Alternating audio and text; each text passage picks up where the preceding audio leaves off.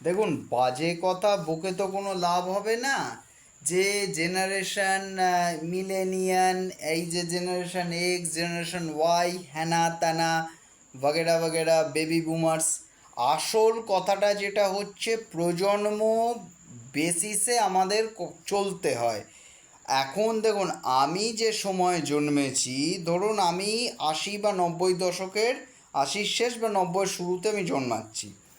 এবার আমার যিনি গার্জেন, তিনি ধরুন আমার থেকে 25 থেকে 26 বছরের বড় হচ্ছেন।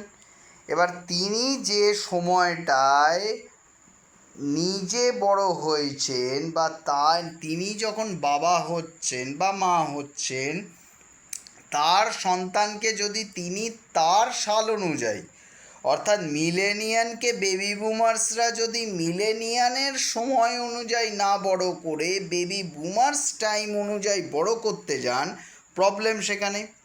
এবার ধরুন আমি যখন বাবা হব, তার মানে আমার যে সন্তান, সে তো হচ্ছে আলফা জেডে পড়ছে।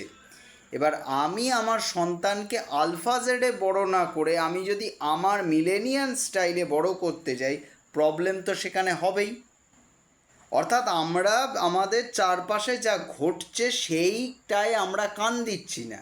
অর্থাৎ আমাদের চারপাশে যে ঘটনা ঘটছে, আমাদের চারপাশে যে টেকনোলজিক্যাল উন্নতি হচ্ছে, আমরা সেগুলোই গুরুত্ব না দিয়ে আমরা বস্তা পচা কিছু ঐতিহ্যের নামে জিনিসকে যদি ধরে থাকি, তাহলে তো ভাই গন্ডগোল হবেই। আর তখন এই আলফা, বেবি বুমার, মিলেনিয়ান এইসব দোষ দিয়ে লাভ নেই। ঘটনা হচ্ছে আমি বাস্তবটাকে মেনে নিতে শিখছি কিনা।